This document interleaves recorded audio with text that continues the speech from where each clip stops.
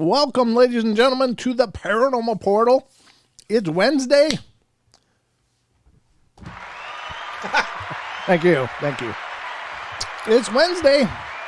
2 fun-filled hours. I got Tic Tacs in my mouth. I thought I'd have them done by now, Don. You're about to choke on them, I'm sure. There we go. 2 fun-filled hours of the Paranormal Portal is coming your way right now. Starting now, folks. Are you ready? Can you feel it? Can you feel it? Oh, no. It's time for the Paranormal Portal. And, of course, I'm not alone here. I got my good friend and co-pilot of disaster, Mr. Longbeard. Why do I got to be of disaster? I don't know. It just sounds tougher. I'm just trying to sound tough, Don. Oh, okay. That work. People are attracted to people who show power. That's right. Sorry, I got my good friend and co-knitter, Knit 1, purl 2. Don Longbeard. How you doing, man? Doing good. I wish the week was over already. Well, it depends on when you see. Ethan felt it. It depends on when you decide that is. Oh, I mean, okay. You could say it's over now. You might be disappointing a lot of other people, but I mean, you can just quit anytime. Yeah. But I give up this week. Okay, this week is officially over. Don's week is over, folks. Right. What a better way to capitalize it. Titan's ready too. Titan's all set. Okay, so you got Ethan on your side. I got Titan on mine. Oh, I'm not disagreeing with either of you. I think you're all right. Yeah, I know the weekends, of course, are much nicer, much more relaxing. But we have 2 full hours, folks, of the paranormal tonight. It's Wednesday night. Our Wednesday night shows. If you're new to the show, if you're just popping in, or whatever, if you're just bumping into this, Wednesdays, Fridays, and Saturdays are 2-hour shows, and you get it for the same low price as our 1-hour shows on Thursday and Sunday. What a bargain. I know. I mean, come on, really? Can you beat that? So we are going to be here for 2 full hours or near, or maybe a little more. You never know how it works out, but hopefully we've got a lot of fun things planned for the night. Lots of great news articles to go over and information. And God, you just never know what's going to happen. Yeah, so. And neither do we. Yeah, don't ever confuse that we have a plan, folks. We just have this. We have like a barrier, and everything that happens in between that we have no control over. So, but it works. It seems to work. And thank you all for coming in and finding us. Thank you to all of you who have spread the word to help other people find us. And thank you to those of you who will let people know who we are. If you're new to the show, please become subscribed. We'd love to have you be part of the Paranormal Portal family. It's something we've been growing organically for several years now. And we haven't set any records or anything, but we've got this amazing core of people that always sticks with us. And I think that's amazing. That's right. I mean, it's like a family, Hit that applause button. Woo, yeah. It's family, folks. That is for you.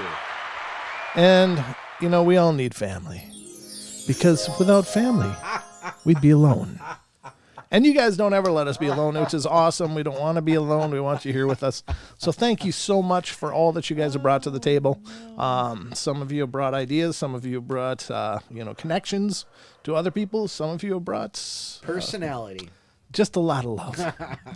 And so we're excited to do this. Now, the phone lines are working, folks. 720-923-0500. Those are the numbers for fun right here on the portal. If you want to call in and be a part of the action tonight, you certainly can. That's how you do it. Again, 720-923-0500. Or look at the top of the screen above my head. There's small numbers right under the words Paranormal Portal. So they're always there. If you ever think, what the hell was that number? Well, look up. Look up, and you'll find your answers. Sounded almost religious, didn't it? Always look up. You'll find your answers. All right, so what do you think, Don? I think we should get it started. Black-eyed peas suddenly in my head. It's like, get it started. All right, folks. Well, I hope you're ready because it's going to be an epic show. Hang on. We're going in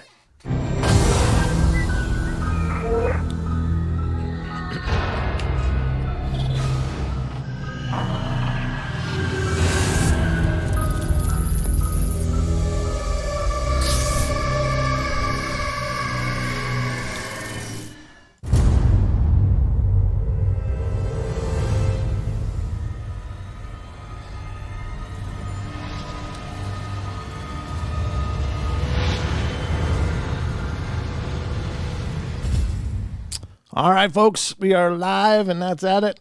Just want you to know, this is it. We are underway. So, without further ado, what do we usually do, Don?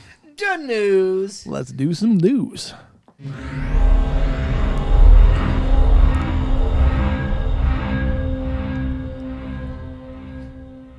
A lot of production tonight. It's a lot of production value. Ladies and gentlemen, welcome to the Paranormal Portal News Desk. I'm your anchor, Brent Thomas. I'm built like an anchor. Oh, more like a rock with a rope wrapped around it. Oh, that's me. Sorry. That's some cultures, that's an anchor, Don. That's true. I just want you to know. But, yeah, we got the news for you, folks. Got some weird and wild news to bring to you, so I hope you enjoy this. The first one is pretty wild. I don't know, man. I never even heard of this, but it popped up in the hot sheets. So all we can do is just bring it to you, try to make some sense out of it. But this is the first article tonight from Animalien.com. A creature similar to the chupacabra was killed in the Voronezh region of Russia. Of Russia. Mother Russia. Residents of the Ternovsky district of the Voronezh region of Russia are discussing on social networks a strange creature that wanders through villages for months and strangles chickens. I don't think a chicken choker is the same chupacabra. I don't think that's the same animal. Did we just break open MeWe? Is that what that is? Oh my God! Yeah, I think we went to a whole different level here. The chicken chokers. Oh, Say it again. the chicken chokers. Strange creatures choking chickens as they wander through villages. That sounds highly illegal, but anyway. Strangles chickens and small livestock, reports the Vichas.net. The local veterinarian examined the condition of the killed animal, and so far, he could only report that he had not found any traces that were killed by Couldn't find any traces that they were killed by familiar local predators like a cougar or a fox. There's cougars out there choking chickens. Hey. They're on the prowl, folks. It is reported that residents of the Voronezh managed to catch the beast, which they finally killed. Photographs show the creature does not yet look like anything known. Kind of looks like a monkey thing, though, doesn't it? Yeah? Huh. You poor soul. That's like forever in middle school. Some think it's the chupacabra itself, while others say it's just a giant mouse. A giant mouse? That's not a giant mouse. Look at those legs. Yeah. It looks more like a kangaroo than a mouse. That's true. We think this creature has been... a kangaroo mouse. Kangaroo mouse, yeah. We think this creature has been killing livestock for a long time, sucking blood out of it, said local resident Mikhail Novikovov. I don't know. So far, the experts have not been able to identify the creature. The body of the animal was taken to Moscow for further examination. Why, it is the chicken choker, of course. That's terrible.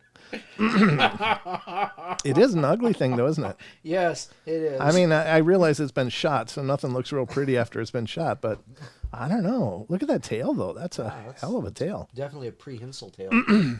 You think it hangs on by that? Yeah, I think it is. I think it is, yeah. But it's got paws, so it's not like hands or, real monkey kind of stuff. But I don't know. Yeah, that's weird. It does look like a monkey, though, with paws rather than hands and digits. Excuse me. I'm all froggy. So a Russian chupacabra, huh? I guess so. No, the Russian chicken choker. They don't have a goat sucker. They got the chicken choker. I don't know. From Chernobyl. Yeah, no kidding. Oh, we know what happens after you melt down. You get chicken chokers. Oh gosh. Remember that moose we saw that on that video Yeah, that had with no the face? no neck or whatever. No, it had yeah. like no face. That's It was, right. yeah, it was no snout on it at all. Wow. So, that's right. oh, God, we'll have to dig that up again. That's God, no. well, it's from one of the evidence reviews, right? It's been so long. I know. It's been 3 years. Man. I know. We should showcase one of those tonight just to show people There you go. where did this start? Where did this paranormal portal start? We could show you guys because that'd be kind of funny. So that's the first article tonight, folks. Beware the chicken chokers. Chicken choke. Don't choke your chicken in Russia. Just saying. Guess there's laws against that over there. They don't appreciate it much. And definitely don't choke nobody else's chickens. You'll end up dead.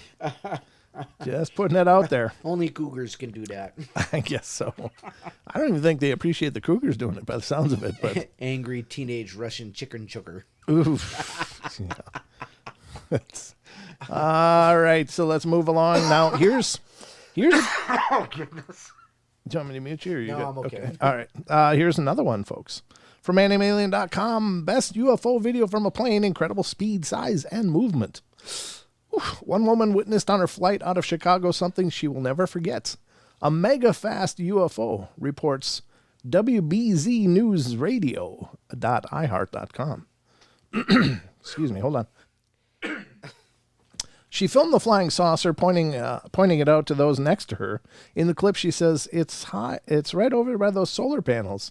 And then an object zips into view, hovers, and dashes away at a very high rate of speed. Sounds of shock and amazement can be heard before the UFO returns and curves upward, flying off in the distance. The video was originally tweeted out by a musician who captioned, "Okay, y'all, when I was flying home from Chicago, I saw something spooky. My gut instinct was UFO, but I figured that couldn't be possible. So then I thought military drone, but I don't know. Thoughts?" Since she has since removed the video from her Twitter, but didn't give an explanation as to why. Some commenters think that maybe it was because someone, maybe even from the government, suggested she pull the footage. Well, is it here? Is this it? Let's find out. That's a commercial. Oh shit. Oh. Oh, hey. Whoa. What is that? I guess we can do without the roar. Oh, see that? No, I missed Look it. at Actually. I it's blinked. there. Oh. That's gone. Boom. I don't know. Is that legit? Boom. Shoom. It's just Wow. gone. That's a hell of a takeoff. Wow. Huh. Now are they going to show it again? Is this what's going on? Oh, nice video work. Hey, yeah. Oh, there it is. It's back. Is that your chicken choking hand? Oh, hey. It's a family show, Don. It's just a chicken. It's there and then it's gone. Yeah, Pow. it's just gone that quick. Wow. That's super fast. Now, I almost wonder, well, on the first one, oh, there it is back again. There it goes. Yeah. That's crazy, folks. I don't know. Is it possibly hoaxed? Sure. Could be. We don't know anything about it other than what we just read here. But if it's real, that's some pretty impressive footage. What do you think of that, Don? I like it. Yeah. I like it. Whether it's 100% true or not, well, that's to be discovered. But I kind of like it. Mm-hmm. It's got some potential. That's some quick movement. Now, I will say this. I've often thought, you often hear people talk when they see these craft. They're like, oh, it was just blink, gone in a blink. Now, we did see it do that one time, but the second time, it almost looked like it just literally was just gone. And that's when I wonder if it wasn't kind of what I saw, that it could like hide from our visible light spectrum, Right. They can just hit a switch and just, boom, gone. And they're still there, but you don't know it unless you got the right gear to see it. So I don't know. You got to have your gear on, folks. Got to have your gear for sure. Never go anywhere without gear. Nope, absolutely should have gear. So that's a great video. I don't know. I don't have a real judgment on it. Again, we can only take it at face value. At face value, it looks impressive. Is it real or not? We can't tell you, but maybe.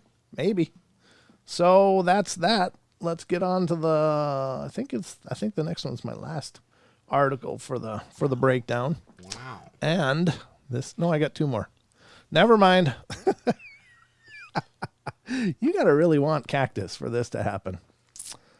This is an article from. Oh, This is an article from unexplainedmysteries.com, folks. that's a bit prickly. Smuggler found with cacti strapped to her body. A woman in New Zealand has been charged with attempting to smuggle hundreds of cacti into the country. Was that Nessie? Nessie, is she here? I don't know. Is she here? I don't know. Nessie, you smuggling cactus? Now we know you funded that porch. There you go. It says this bizarre and presumably painful smuggling attempt saw 38-year-old Wenking Lee, okay, so it's an Asiatic name, it sounds like, attach a total of 938 cacti and succulents to herself. How many? 938, Oh my Don. gosh. In an effort to bypass New Zealand's biosecurity laws. Oh my gosh. They'll never notice. I'll just tell them it's a tumor. The plants, which included at least 8 endangered species, were contained inside stockings and have since been valued at over $10,000. Wow. She was caught when she had to flush the offending items down an airport toilet after catching the attention of one of the security guards' sniffer dogs. Oh, They got dogs that'll sniff cacti? apparently so. This isn't the first time Lee has been apprehended either. Back in July 2019, she was caught attempting to smuggle 142 seeds that had been carefully packed inside iPhone covers. Wow. She's since been sentenced to 12 months intensive supervision and 100 hours of community work. The sentencing serves as a good reminder that anyone who smuggles plants or other endangered species into New Zealand can expect to be prosecuted, said investigator manager Simon Anderson. Biosecurity New Zealand takes its role of protecting New Zealand from biosecurity threats very seriously. Yes. Our country is fortunate to be free of many of the invisible pests, or invasive rather, pests and diseases found in other countries. Indeed, New Zealand remains one of the few countries on Earth to be almost entirely free of COVID-19. Oh, I didn't know that. Huh. Good on ya. Good on ya. There you go. That's one way to make a living. I don't recommend it. It's a bit of a prickly proposition. It's the tumor. I'll just tell him it's a tumor. I'm going to see the doctor. I'm on my way to therapy. It's a tumor. I don't know, folks. You heard it here first, I hope. Probably last time you'll hear about it too. Well, hopefully the last I hear about it too. One more to go. No, two more to go. Two more articles to go tonight in the news, ladies and gentlemen. This one, I guess you got to be careful. Even potions may not be a good preventative measure. This is from unexplained-mysteries.com. Sri Lankan minister drinks magic potion. Magic potion. A politician who consumed a potion said to ward off the coronavirus has since tested positive for the disease. No. Guess they saw him coming. No doubt. He was tang. Oh, jeez. They just gave him some tang. It's a potion. A politician who consumed a potion said to ward off coronavirus has since tested positive for the disease. In a striking example of how blind belief can negatively influence even the highest echelons of government, Sri Lankan health minister is the health minister. Pavitra Wanarachichi or Chichi. I don't know. How do you say that? It's like somebody spilled a Scrabble board. What the hell do you do with that? How did we get chicken choker out of that? Cha-cha. Reportedly tested positive for coronavirus this week after endorsing and consuming a baseless herbal remedy produced by a sorcerer who claimed that he had received the recipe from a Hindu goddess Kali. Oh, yeah. Yeah. She's always doing that stuff, guys. The So benevolent. Now I am become death, destroyer of worlds. Wait a minute. That was Oppenheimer, but whatever. The minister's endorsement of the potion had generated significant criticism, think? while also spurring thousands of people into queuing up in the village of Bandara to receive it themselves. Somebody made some money. Wow. Honey, we need more Tang. We're nowhere near Canada. Yeah. The minister's endorsement of the potion has generated a significant criticism, while also spurring thousands of people to queuing up in the village of Bandar to receive it themselves. Some other government ministers have also reportedly taken the potion as well. Wow. I'm surprised Sri Lanka is not like, I mean, it's not like they're a third world country, right? They're kind of, well, I mean, there's a lot of manufacturing and stuff happening there, so aren't they a little, I don't know. I guess maybe they are. I don't know. It's unclear what the connection is, what is in the concoction. However, there's absolutely no reason to believe it has any effect whatsoever on COVID-19, as evidenced by the fact that has tested positive to the virus. I don't know what to say. That's just a bunch of letters, and is now self-isolating to prevent spreading it further. Sri Lankan officially approved the Oxford AstraZeneca vaccine on Friday for use in the country, while doctors warning that frontline medical workers should be inoculated as soon as possible. There have been several recent outbreaks, including one in a garment factory back in October. In total, Sri Lanka has seen over 52,000 cases and over 270 deaths. Wow. That is wow.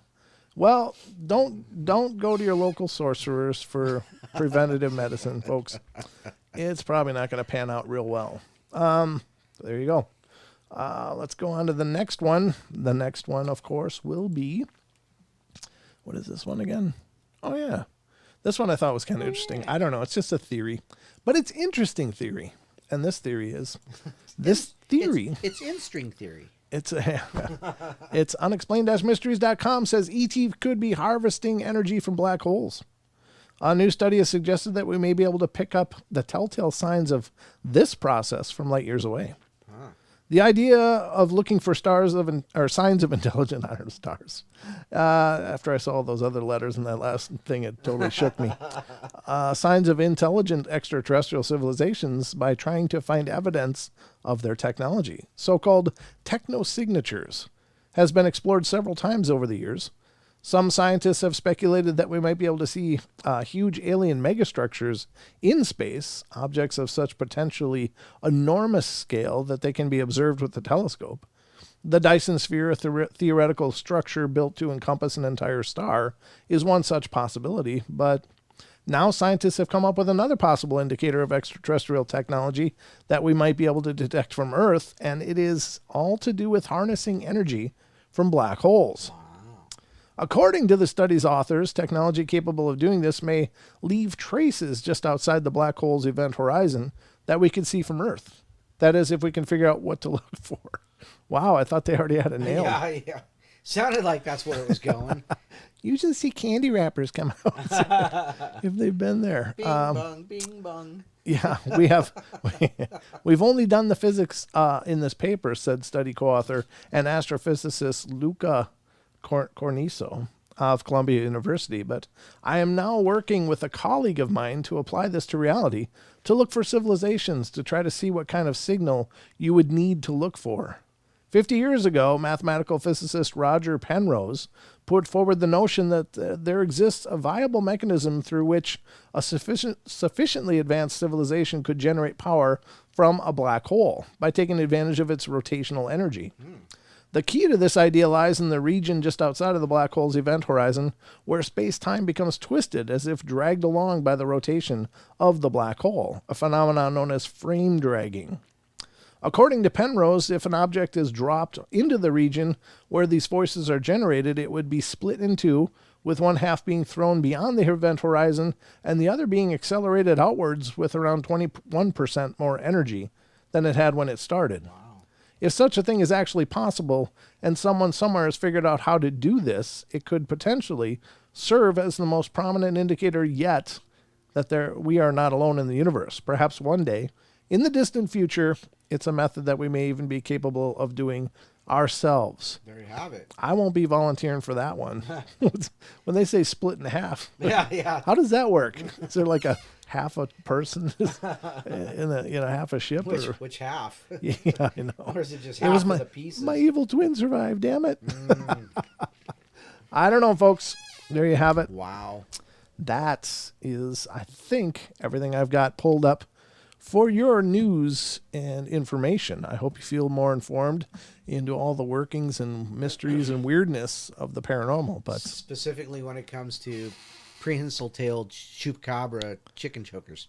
we got to find out what is. So chupacabra means goat sucker. So what is? Right. We got to find out the Spanish name for chicken jokers. I'm just saying. I'm not even going to look. I'm just saying. I'm just throwing it out there. That means something else in Latin language. There you have it, folks. This has been your news.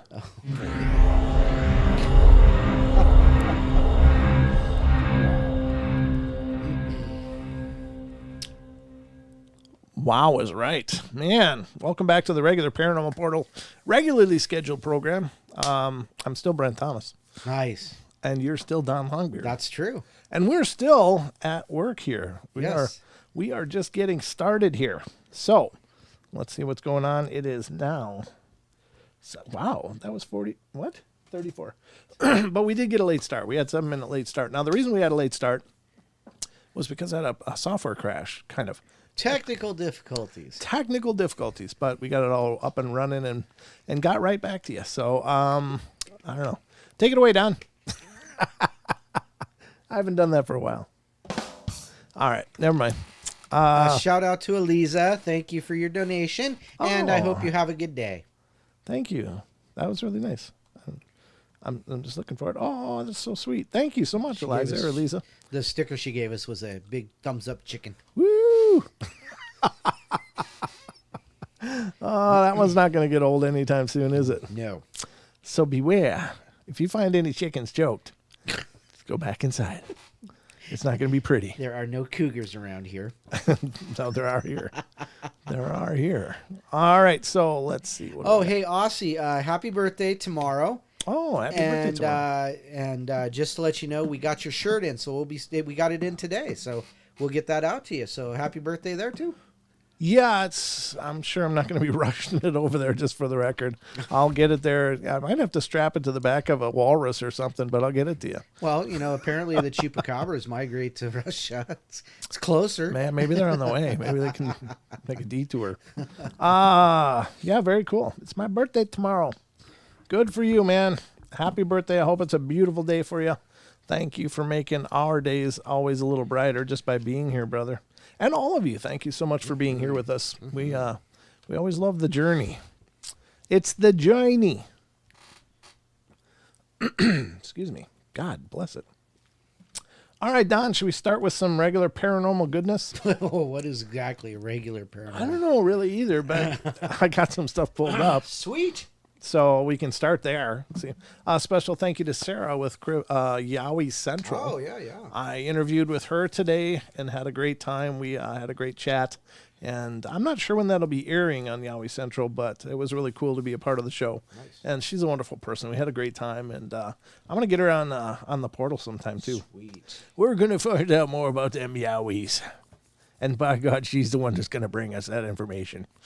I just know it. She knows that stuff really, really well. So it was a great time, great fun, and hopefully we can do it again. Hold on, got a cough. So Android Purity, are you guys in the high elevation with all that snow? The answer is we are technically alpine, so we're above 2,000 feet. However, our winter this year was snow on, snow off. So we actually have no snow on the ground, which is extremely weird. It's been the greatest winter since I've been here. It's been, because there hasn't been any snow. That's right. That's right. Wow. We were supposed to get like a record snow this year. We did. We got a record negative snow. Well, no, it'll probably all come in one time. It'll be like 8 feet or something stupid. Quiet, shut up. my gosh. We'll just have tunnels. We won't even shovel. We'll just have tunnels going to stores and stuff. It'll be a mess. Oh, that would be horrible. Yeah. I take the southbound Avenue 5 tunnel. Yeah, exactly. No, that would be horrible. That would be. There's been like snowfalls like that where people had to actually just dig tunnels rather than trying to shovel that stuff. Like you see some of those places. There's enough snow. It's up to the roof, and they open the front door. It's just solid. And it's like a wall of snow. I mean, what do you do then? Well, you're not going anywhere. You better get comfortable. I guess we're staying home in front of the fire with Coco, watching the Paranormal Portal Until May. until May. There's plenty of Paranormal Portal. Hold you over until May. Trust me. Speaking of how many Paranormal Portals, Don, do you know how many? I know we're over 850. We're over 900. You're kidding me. We are. Let's see. Wow. Let's see. Let's look. No, it's not Snowpiercer Titan. Oh my gosh. I don't know what that means. It was what's Captain America's name? The actor that plays him? Chris Evans? Yes. He was in this movie called Snowpiercer. And basically there were it's them on a train, and everybody in the world or everybody in the country lives on a train. In the on country. This train. Yeah. Damn country. Sorry. All right, Don, we have 910 episodes right now. Wow. 910, folks. We should get like a special something from YouTube for that. Because that's only in 3 years. Yeah, it's That's been pretty quick. 300 a year. Yeah, well, yeah, I guess it is, isn't it? Yeah. Oh, that stands to reason. We did daily shows for years and years. So yeah, there you go, folks. We have 910 episodes in our back catalog. So May? Yeah, I'm thinking more like July. Speaking of that, I'm gonna since we mentioned it, I'm just gonna go ahead and pull up the portal. Pull up the portal page, folks. Paranormal Portal. You can actually see how bad we were then. Oh, we were terrible. There's no question. There's not much has gotten better. I think we were okay. I mean, for rookies, I think that was a good way to start. So what we did when we first started, ladies and gentlemen, here on YouTube, was we did these things called evidence reviews. That was my first foray into the YouTube world. The YouTube worlds. Yep. Let's see. Did I have a playlist for it, don't I? Yeah, they're here. Here we go. And so, what did we get? Evidence review number 1 right there. Okay, hold on. All right. So I thought, why don't we just look at paranormal videos that are out there? And this is years ago too. So we're kind of early when you think about it, Don, because now everybody's just watching everybody else's stuff and making faces. So they're just doing like reaction videos. Yeah. So these were like our reaction videos. We were kind of early. That's not a bad idea. I'm going to start doing reaction videos to like chills and like slapped ham and. Yeah, I know. Yeah, there's a guy right now that does it. His name's Casper Sight, and I really liked this stuff at first, but then it kind of got played out after about 3 episodes. It's like, okay, yeah, okay. Huh. He's obviously a very jumpy person, right? But anyway, enough of that. So these were the evidence reviews, folks, and I'm going to show you the first ever episode of the Paranormal Portal on YouTube right now. And this is how we started. This is where Don and I made our first entry into the world of YouTube. So here we go. Buckle up, folks. I got to unmute it. Okay. You can't play your own stuff. I don't know if I did on this. Oh, wait. Yeah, no, did we put music in it? No. I don't know. I don't think so. I don't know. That's mine. Okay, that's yours. Wow, the sound quality is. This is all Microsoft video machine or whatever. And ladies and gentlemen, welcome to the Paranormal Portal Evidence Review. I'm Brent Thomas, your host, and I'm joined by my special friend and guest, host Don Longbeard. Welcome, Don. Thank you, Brent. Thank you. We're going to be going through paranormal evidence files available on YouTube, and this one is the one of the kid standing on his crib and screaming. And to me, I don't know. I don't see much going on here other than a kid that has a really good balance getting up and having a tantrum. What are you seeing, Don? Yeah, I've seen children stiffen up like a board and do that scream thing, and I don't think this is anything other than he got lucky and didn't fall out. Thank God he fell back in the crib, though, huh? I mean, it could be. I'm not trying to naysay it, but it's just, there isn't enough here to make me go, oh, that is really weird and spooky. That's, it's just very explainable. So let's move on to our next one here. Oh yeah, this one. This is the kids that have the baby monitor, and they're apparently home alone. Unsupervised. Joke. These are unsupervised children, and anyone who knows unsupervised children knows that they're hearing stuff all the time. But they do actually catch a conversation that they can't explain. However, baby monitors are receivers. That's what they do. They pick up radio waves, and if anything is near their home that has a matching signal, it's going to pick up whatever comes in. And you know, I'm not seeing anything in this video that leads me to believe there's something going on. Yeah, no, these are just well marketed walkie talkies at this point. You know, one's a receiver, one's a transceiver, and they even say in there, well, we don't know where the other part is. It's not plugged in. We don't know where it is. So, you know, somebody could be playing a joke on them. Or since their normal base station isn't plugged in and is misplaced, they're picking up another weaker signal. Right. That normally wouldn't be an issue. But anyway, I just don't think there's much going on here other than nothing to see kids here, having folks. Nothing paranormal. too much free time and a whole lot of imagination. That's what happens when you're unsupervised. I know. And I just wonder if they're tying paint cans up and stuff and getting ready for criminals to get into the house. Sorry. It was a good movie as in its time. It was. I don't know. But it's a, you know, I was there. I was a kid that used to think, God, you know, maybe there's ghosts everywhere, that kind of stuff. And, you know, it's just being a kid. But, you know, again, cool they posted it, but I don't see anything here to be worried about. Next video. This one I think is pretty cool. This is a baby sleeping, and as you'll see, there's something does happen that I think is at least compelling. It could be faked, yes, but I don't see them pulling a string. And quite honestly, with any of these videos, we can't know for sure. But on face value, it looks like it could be something going on. Yeah, you know, I mean, it could be very well that something walked in and just gently pulled it back, but honestly, I think a child would pick up on something, you know, paranormal in the room. I mean, and react. Don's like, yeah, the kid faked it. It could be if it's a loving spirit, then, you know, the kid may be at ease. But in any case, it's at least unknown. Unexplained currently. Next video is the orb. The orb. The orb. The bouncing ball. Just watch it. It's amazing. It will hypnotize you and pull you in.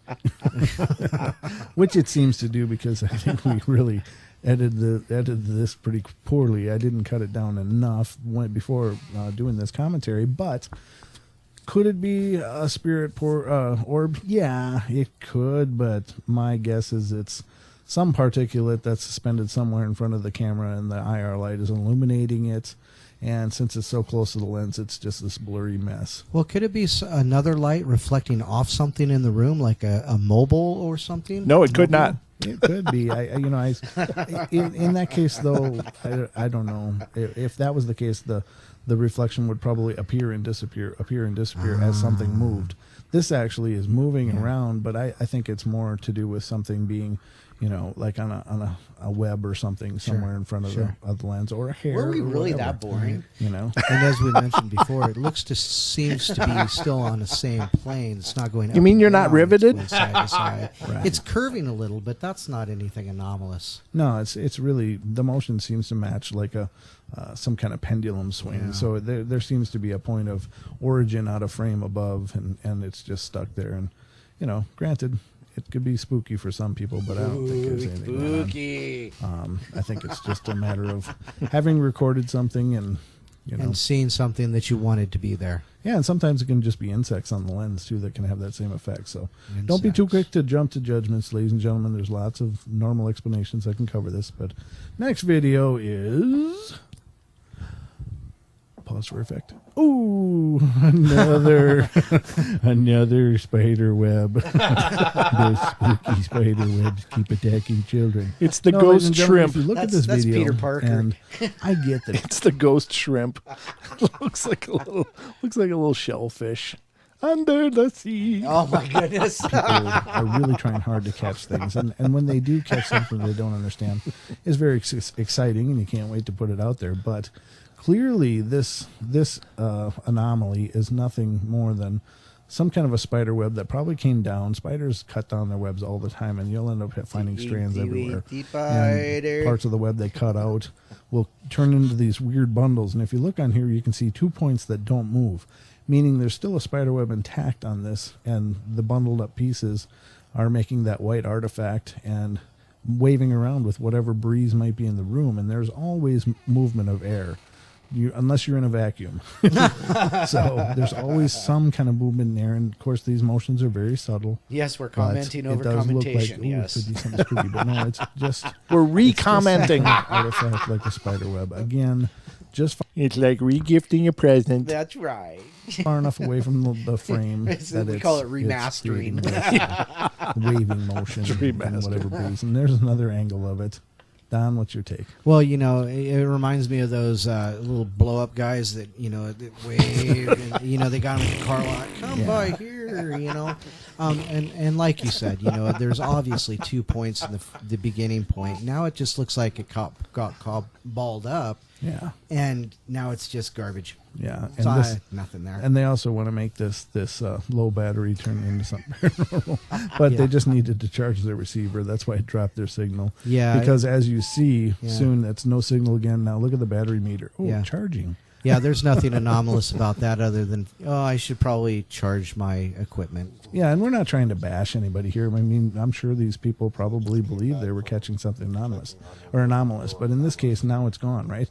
Well, the guy entered the room, turned on the light, checked on the baby, and must have created enough of an airflow that it moved the artifact out. So nothing to see here, folks. We'll see you next time. Move along. Oh, wow, we had rolling credits. I went all out, Don. I spared no effort for our listeners. He said no effort. No, that was all the effort I had. Rolling credits, though. That's amazing. That said our show was on at 10 o'clock on TFR. That's been viewed 154 times. Is that it? We've watched it 50 times. Yeah, we've viewed about 50 of those, but it's from July 24th, 2017, folks. So that's when Don and I made our foray into YouTube.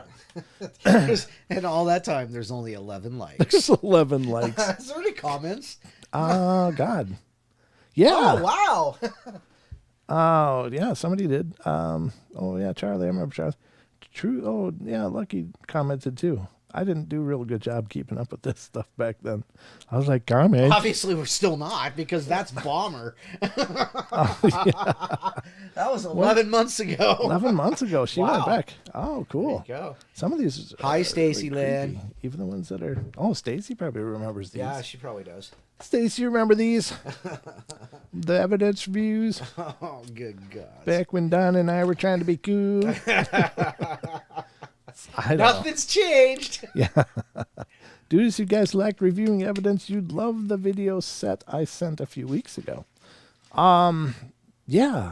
I mean, we haven't done that for, since 2017, but it's certainly something we can do again. I will, did you send it by email, Android? I don't know. I'm getting a lot of messages lately and I'm kind of losing my place, but, if you did, I will look for that, and we'll definitely tear it apart on the show. I don't know. Time just gets away from me. But anyway, that was our first foray into YouTube, and we have 910 episodes. Now, I imagine after today it'll be 911. Wow, it's amazing how that math works, huh? Yep, you just add one, Don. Oh, is that it? That's wow. it. Yep. I'm to 10. I'm all out. Yeah, I know. You run out of fingers and you're screwed. Yeah, there's a lot more than you got fingers here. Oh, Dawson J says, I'd love to share my time travel experience. The phone number is 720-923-5050. What? Hold on. 720-923-0500 if you'd like to call in. Yes, absolutely. As we gaze over at the phone lines. Yeah, we'll just zoom it. Is it ringing yet? Oh. Ring, ring. What's that? No, but yeah, if you want to call in, by all means, we'd love to hear your time experience for sure. We'd love to hear it. Let's see what we got here. He's folks. like, oh wait, hold on. Wait, that's a little bit of pressure. Come on now. I wasn't quite ready. Wait, right now. Well, before the end of the show, whenever you find the courage to do it, sir. Or if you would like to do it as a podcast. Yeah, if you want, if you think we got enough to work with, we could do a whole podcast about it. So, if you'd rather go that route, just email me at paranormalportalradio@gmail.com, and you can be a guest on the podcast with me, and we'll talk. We'll talk a bunch, huh? We'll talk. All right, quit busting my chops We'll here. get some coffee, and we'll have some coffee talk. Pull out the Sanka. We got guests. There's that comedian who talked about how company used to be back in the day. Pull out the Sanka. I got a coffee cake in the freezer. And now it's like you pretend like you're not home. Yeah, exactly. Are they still here? Yes. 15,000 knocks, and they're still going. Did you see that guy? No. That's very similar to what he says. Like nowadays people hide like, no, we're not home. No, they didn't come over, did they? It's kind of true though. It seems like in the past people were much more amenable to these random visits, and now it's like a big affront. It's like, what's wrong with those people? They're peeking out the windows. Is that the UPS guy? Damn it, it's not. Yeah. Damn it, that's not my package. Oh, it's Phil. God. Why does he always come over at noon? Trying to get my nooner in. Ooh, hey. My nap. Oh, okay. Sorry, I didn't know. Well, you're back to choking chickens. I didn't know where we were going there, Don. That's a cougar's job. It's funny. People are like, wait, so when you go to bars, you get hit by cougars? I said, I don't call them cougars. Yeah, we call those peers. We're kind of older, Wow. So older woman is a cougar, but what's an older guy? Creepy? Sugar daddy. Yeah, that's right. Oh, Stacy, you're not a cougar. You're younger than both of us. You're probably as old as my oldest son. Yeah, it could be. Oh, well. Well, Stacy, says Uncle Joe. Oh, nice. Wow. Hey. Such sweet people out there. All right. There we go. Sound effects, folks. Oh, goodness. Okay, let's get to some articles here, Don. What do you say? Yeah, some articles, some serious stuff. I hope you guys enjoyed that trip down memory lane. It just kind of seems fitting that since I just realized we're over 900 videos now. 1,000 videos. I know, dude. We're like literally 90 away. Well, 89 after tonight. So that's how that math works. Wow. Yeah. You subtract one. You subtract one and add it to the other side. Right. Gotcha. Yeah. So, but I just think it's kind of fun, when you think back to where it all began. Mm-hmm. I mean, I remember we used to celebrate if we had 10 people watching. I'm sure Stacy remembers that too. 10 people died. Oh my God. Next week it'll be 3,000. We had no concept of how hard this is going to be. It's tough to get noticed in the YouTubes. We'll just hang out a shingle and they'll come running. As far as YouTubes go, ours has been kind of clogged. Clogged tube, get it? Yeah. All right. No? Oh, boy. All right. Thank you. All right. Just taking the guesswork out. All right. So our first article tonight, folks, is coming from Mysteries Are Unsolved. And we're going to talk about the Bridgewater Triangle, the Bermuda Triangle of Massachusetts. This is a real deal, folks. Everybody knows about the Bermuda Triangle, of course. It's 3 points designated in the Pacific or the Atlantic down there by Bermuda and other places. The Keys, Bermuda, and where's the third place? I don't know. Anyway, it's huge. Planes and ships go missing. In fact, trains, and automobiles. A ship did just go missing. Oh, did it? Yeah, in there not too long ago. We shared about it on the show. Oh, okay. But this is the Bridgewater Triangle, and this is kind of a triangle of weirdness. It's not nearly as big as the Bermuda Triangle, but it's just this area of weirdness. So there's also one up in the Great Lakes region. I don't remember what it's called, but there's one up there as well. We all know about the Bermuda Triangle, which is also known as the Devil's Triangle, because its dark past, unexplainable deaths, disappearances, and disasters are common scenes in its stories. But did you ever hear of the Bridgewater Triangle? No. Yes, this is an area of about 200 square miles within southeastern Massachusetts in the United States, which has often been called the Bermuda Triangle of Massachusetts. And then there's some HTML in here. Wow. So anyway, Some excellent programming. Right? yeah, well, It's a they obviously didn't AREF it at all. So the Bridgewater Triangle of Massachusetts encloses the towns of Abington, Rehoboth. What the hell is that? Rehoboth? Okay. And Freetown at the points of the triangle. It has a number of alluring historical sites that are full of mysteries. Besides this, now there's no T. The Bridgewater Triangle is claimed to be a site of alleged paranormal phenomena ranging from UFOs to poltergeists, orbs, balls of fire, and other spectral phenomena.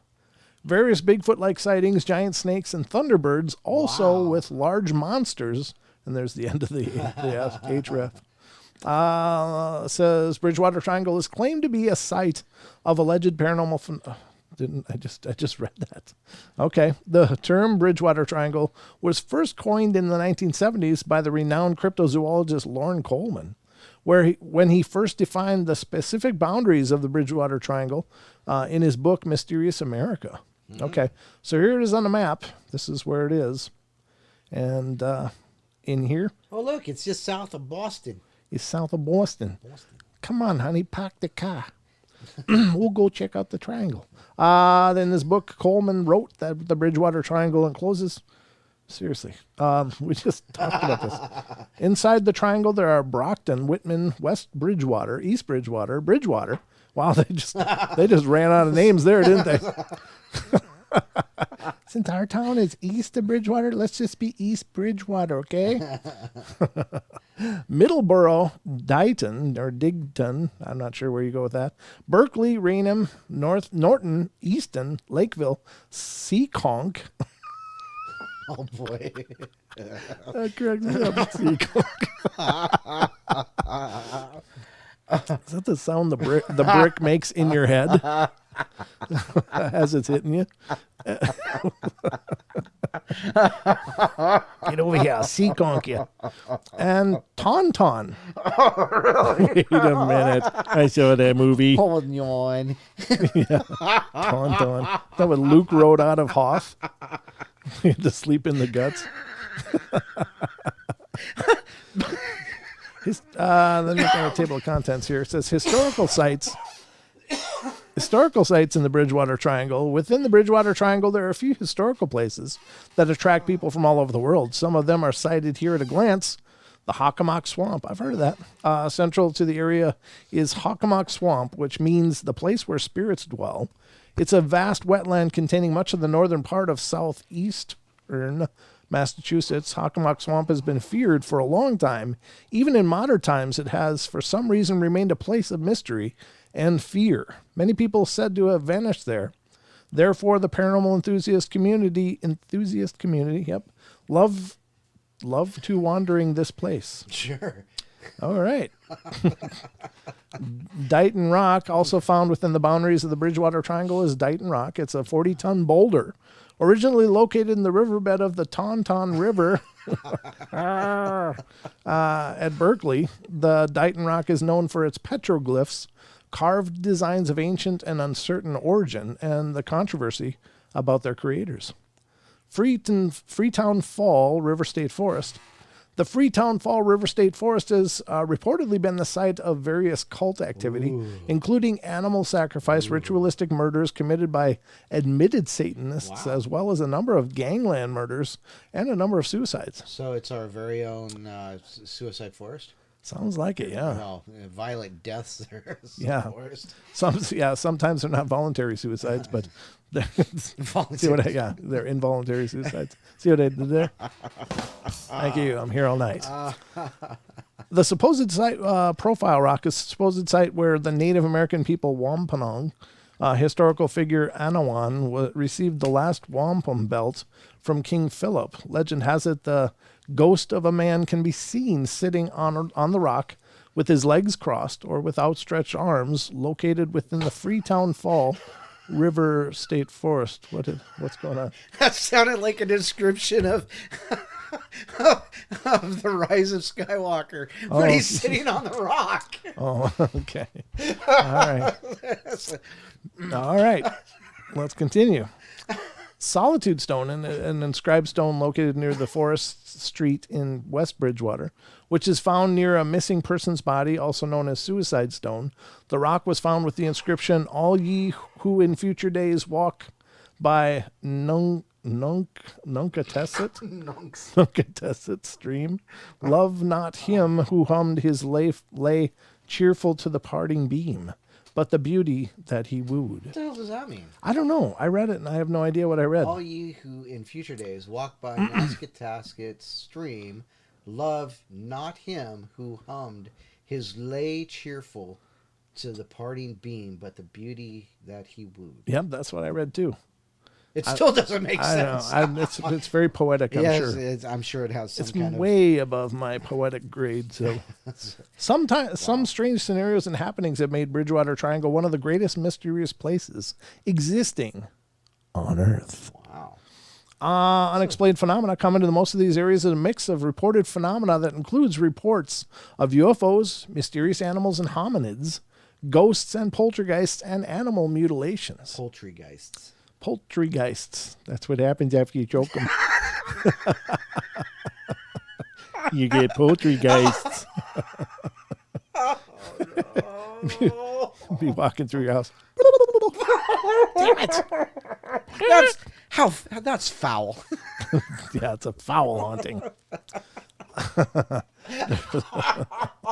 There have been several reported sightings of a Bigfoot-like creature in the triangle, usually near the Hakamak Swamp.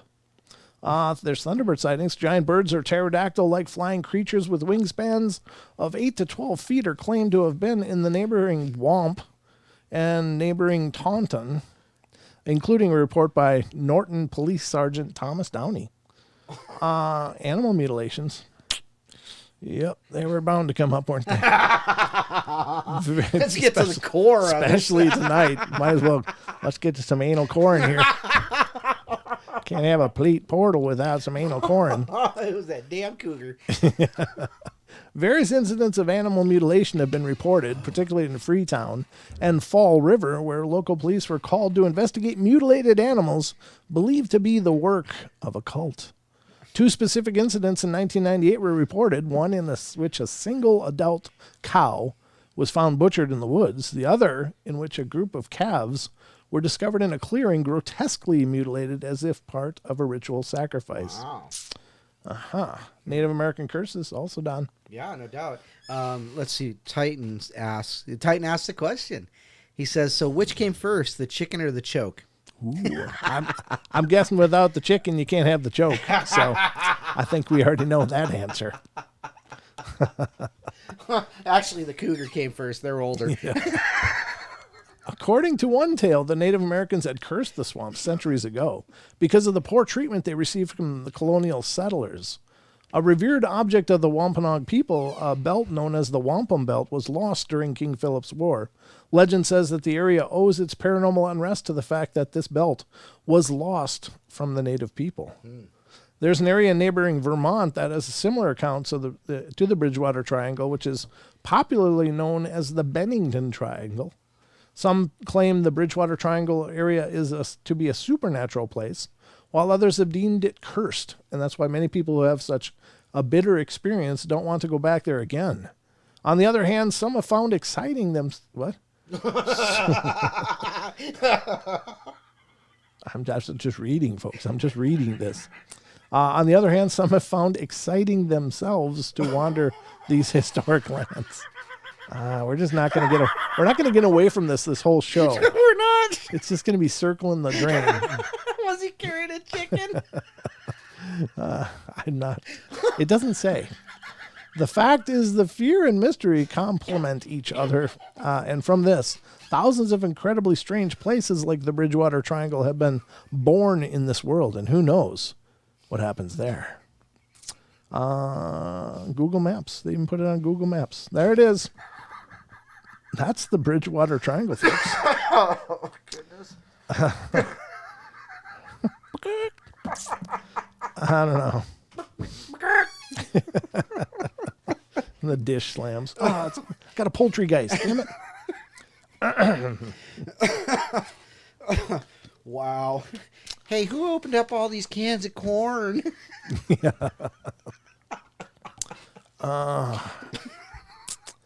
There you go. Cans of corn. I don't know. I swear I chewed it. Oh, God.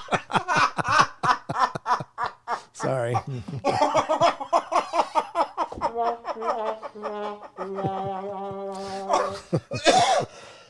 Oh, goodness. Oh, my. Our poor listeners.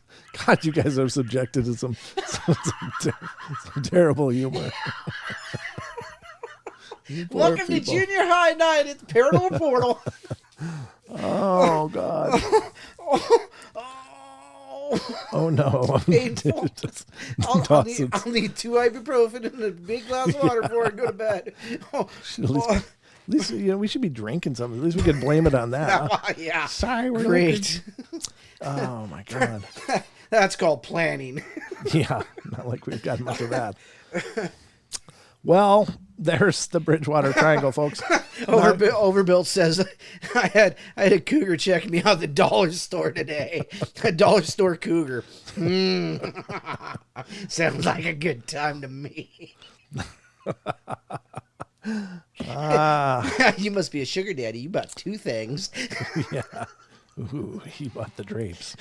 Yeah. I don't know. I don't know what to say to any of this. It's one of those things I can't really say too much because we're just bordering on the obscene here. We're just like circling this obscene drain.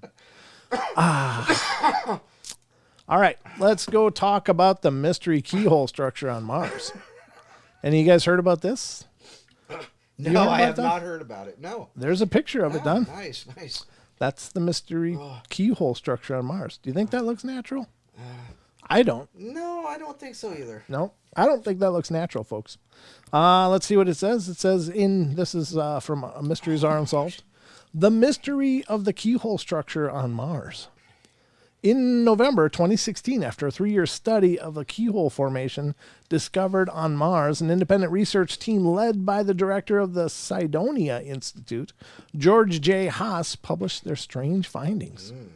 The team determined that the formation exhibits such perfect symmetry that it is highly unlikely to be the result of natural erosion. There you go. Yeah, I agree. I mean, look at that. That is symmetrical. With, it looks like, well, I don't know. Would that be like the foundations of something? I don't know. It kind of looks like Dark Helmet. Okay. Well, but it does look like there was like something there that's not there, or I don't know, collapsed. I don't know. It looks very much geometric, though. It does, yeah. It doesn't look random. It says, the Martian structure is documented in 4 separate images provided by NASA and the European Space Agency that confirms the keyhole formations, symmetry, and its unique set of geometric measurements. The authors contend that the available data set of NASA images confirm multiple points of geometric consistency within the structure and suggest a high probability of artificiality. Wow. And I suppose I should read this. It says the results of a 3-year analysis of NASA images that identify a conjoined triangular and circular structure on the surface of Mars, similar to wedge and dome. The keyhole shape formation observed on Mars is the subject of a science paper published in the issue of the Journal of Space Exploration, Volume 4, Issue 3, November 2016. God, this is old then. Contributions to the paper include 2 members of the Society for Planetary SETI Research, William Saunders, geomorphologist, That's what it says. and George Haas, who's a sculptor, as well as 2 members of the Cydonia Institute, Michael Dale, who's a geologist, and James Miller is an image analyst. It appears that what we are seeing on Mars is evidence of some unknown extraterrestrial culture that I think may have been telling the story of where we came from and possibly where we may be going. Well, that sounds awful. Like, how did they get that from this? Well, because what is a keyhole? It's where you put the key that's going to give you entry into your home. Yeah, but So welcome home. could have been just 2 towers that were shaped like a wedge. Great. Now we're talking about Middle Earth again. What? Oh, no. towers. Yeah. Sorry. Oh, look at that. They got something kind of going there. Let's see what we have. When compared to a collection of similar keyhole formations produced by terrestrial cultures, according to ancient astronaut theorists, such as the ancient Kofun tomb in Japan, the Martian structure not only duplicates their design, but reveals a lost legacy, perhaps shared between the two worlds. Keyhole structure on Mars left comparatively similar to the keyhole tomb of Kofun, Japan. I didn't know there was a keyhole. Wow, that's interesting. Right. Yeah. If the keyhole formation on Mars is an artificial structure, as the scientific study suggests, could it indicate that an alien technology documented by our ancestors was left on Earth's closest neighboring planet for humanity to one day discover? Or is it possible that the structure does not represent some physical object but carries a more important message? Was it meant to tell us that there are profound secrets waiting to be unlocked about both our past and our future? It was meat to tell us. Oh, it was meat. Yeah. Yeah, I didn't write it. But you read it perfectly. I did. That's good. That was totally fortuitous. According to many ancient astronauts theorists, there's indeed an extraterrestrial message inside the keyhole shape of Mars. How could they know that? When we look at all the examples of the keyhole shape as it pairs throughout different myths and traditions, it tells us it is a vital shape for us to understand. And it suggests that when we find the keyhole shape, no matter where it is, they all refer to this great mystery symbolized by the keyhole. And perhaps by understanding one, it's going to help us unlock the mysteries of all and release some tremendous cosmic power, William Henry said.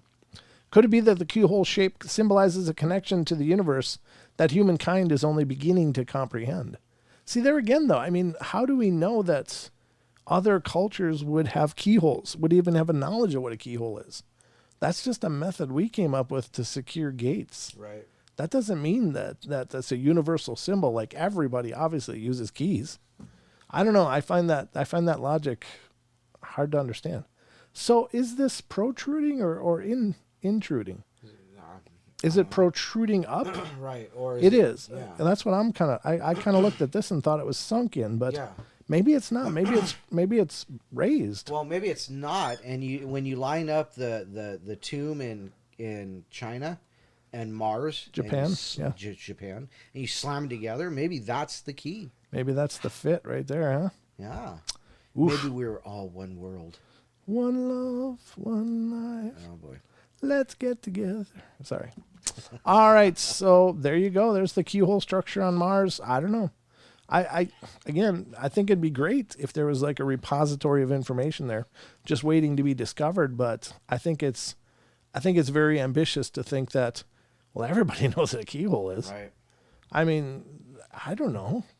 Could be the shape of an alien toilet for all we know. I mean, really, could have been where they treated waste. There's lots of secrets down there. I'm saying it's awful. What is it called when we anthropomorphize like animals and stuff and make them human, right? Right. Assign human qualities to. I think we're doing the same thing for the Martian planet. Not that it wasn't intelligently done. It looks intelligently done, but I think we're humanizing it, making our symbols the universal symbols. I think that's premature. We're making the assumption. Yeah. We're making the assumption. There I don't know if we're going to read this one or not. We got, what time is it? It's 8:15. Wow. Night's flying by, Don. Well, look what happens when you start choking the chickens. Sorry, folks. I couldn't resist. It's the low-hanging fruit. Oh, boy. My God. But we got a lot more to go. Wow. Oof, I got to get a drink. I need a drink. We could tap into something serious if you need, Don. We could go there. Oh, boy. All right. So, Baghdad Babe battery. Stacy Lynn's talking about that. Scary picture. I don't know what. It's a joking exclamation part. Stacy Lynn says she's drinking for both of us. Oh, God bless you. That's not very much, Thank but enjoy you. it. I'd rather avoid the hangovers, so that works out perfect. Yeah, I don't know. That's just So my... Lunatic Fringe says they look so similar. It makes you wonder if the one on Mars was the same and it's just now more eroded. So like the Sphinx, you know. The Sphinx? Yes, that's what I said. I thought you said Sphinx. I was like, what? No, Sphinx. Sphinx, yeah, Sphinx. yeah. But you know, see, here's the thing. I think the Sphinx head was redone, though, right? Oh yeah, Because definitely. it's so much smaller, and Yes. it doesn't even look like it's scaled to that lion body. Right. I think it was a lion head at one point, and got redone into a pharaoh kind of head. But yeah, I mean that's a good point. Could it be just? I mean, who knows what kind of weathering it's been experiencing there Right. forever. Right. That's a good point. Thanks for pointing that out. That's perfect. Absolutely. All right. Let's see what we got here. We got more. I don't know if I want to read this one or do I want to read... I'm gonna turn that off. Oh, yeah? That's Alexa again. Alexa just making herself all bossy. This is kind of a good one. I think we want to read this one. This one, it looks fun. And we could read that too. But no, I'll save that. So here we have, we all are well aware of the Dogman phenomena, the Dogman werewolf, phenomena that's been around forever. They are considered to be much like a Bigfoot. Obviously, they're considered to be more aggressive generally than Bigfoot, but horrible things by all measures. But there's also the legends of like the cynocephaly, which were these ancient peoples that were reported to live in Europe area in the Middle Ages and such, and they were man-like bodies or human being-like bodies with dog-like heads. And they were known as the cynocephaly, or however that's pronounced.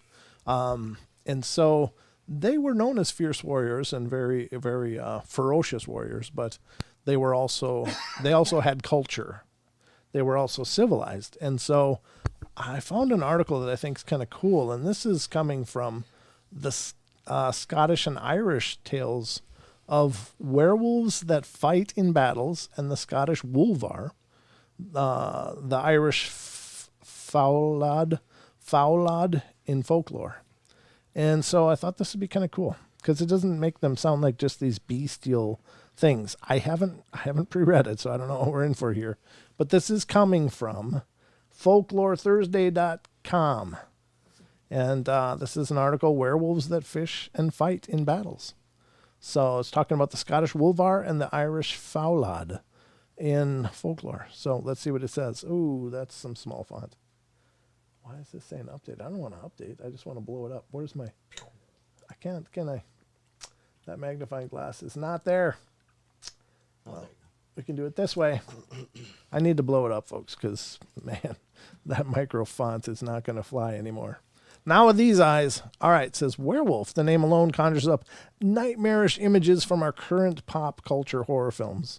Starring the shape-shifting man-wolf, the werewolf legend reaches out from its folklore roots to the modern audiences of today because it connects our primal fears with the general belief that werewolves are harmful to humans.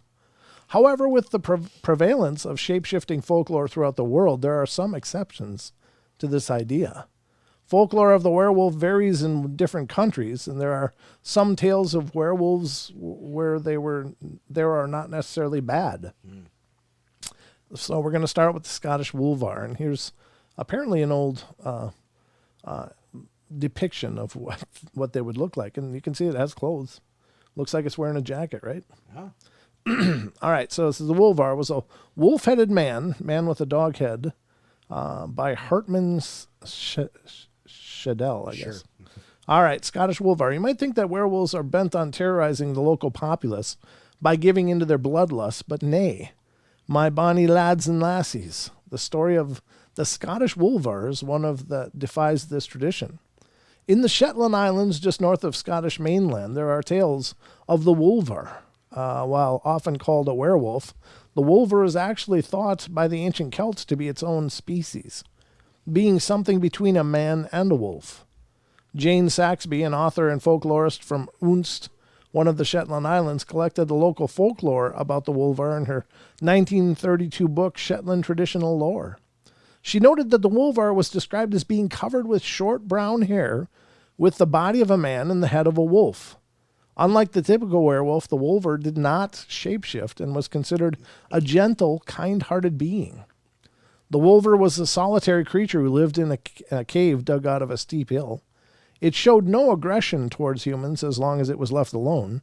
However, it did interact occasionally with people and was known to be generous and helpful, particularly to those who were lost, as there are stories of the wolvar guiding lost travelers to nearby villages and towns. Wow. The wolvar was often seen fishing by local residents for its daily meal from a small rock in the deep water, which is known as Wolvar's Stane, or the Wolf Stone. And there were accounts of it leaving a supply of fish on the windowsills of families that were poor. It was also said that the wolvar showed its compassionate side by sitting mournfully outside the home of a terminally ill person to give comfort to those who needed it. According to reports, the wolvar was spotted on a regular basis around Shetland up to the start of the 20th century. It's been speculated that the folklore surrounding the wolvar may have been based on a real human being with a medical condition such as hypertrichosis, also known as the werewolf syndrome, which is characterized by excessive hair growth covering the entire body. But there's also another belief that the wolvar is some sort of immortal spirit that exists in the Shetland Islands, watching over the lost and poor, and forever helping those in need. Well, that's a good story. Werewolves in battle. This is the Irish Fowlad. Similar to the Scottish wolvar, the Irish werewolf, or Fowlad, differed from the typical depictions of the man-eating werewolf stories we think of, as the Irish Fowlad was considered a creature of good. And if this is a depiction of it, it doesn't look like what I considered like a dogman werewolf. Right. This looks very Lupin. It's very large. Look at the size of that man next to it. Yeah, it's huge, but yeah. Eesh. While there are no wolves in Ireland today, with the last one reportedly killed in 1786, wolves are at one time an important part of the Irish countryside. Ireland was even referred to as Wolfland up until the Middle Ages due to the amount of wolves that once roamed there. It is no surprise that when they were featured prominently in Irish folklore, stories of people transforming into wolves was a favorite subject in tales that were passed down from generation to generation. Although the Fowlad shares the similarity to the other werewolf traditions of it being a man or woman that shapeshifts into a wolf, it is often portrayed in stories as a protector or guardian of others rather than an unthinking, bloodthirsty creature. One such story is written by Giraldus Cambrensis in his 12th century work, the Topographia Hibernica, which provided an account of a priest who was asked by a Fowlad to administer last rites to its dying mate. Wow. The priest was told by the wolf that it was a native of Ossory, and its current wolf form was a result of an ancient curse by Saint Natalis. Huh.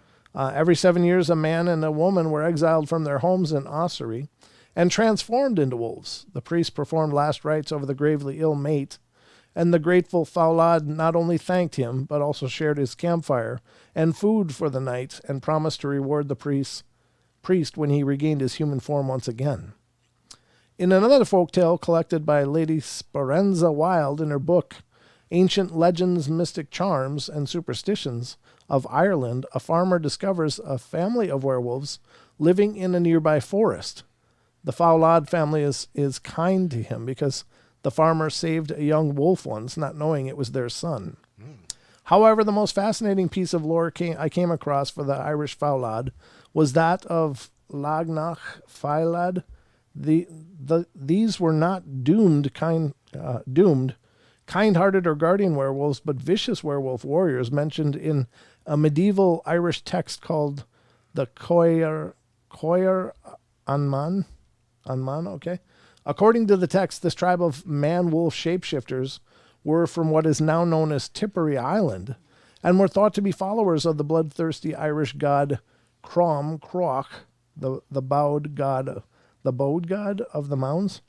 These ancient warriors were mercenary soldiers who would fight for any king willing to pay their price. Their brutality in battle made them desirable to any ruthless and desperate king willing to hire them.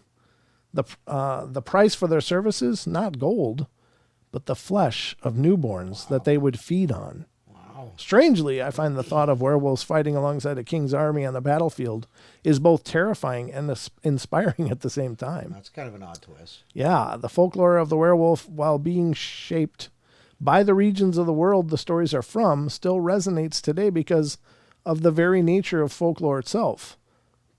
Folklore binds our collective past and present with tales that are meant to be shared with each generation.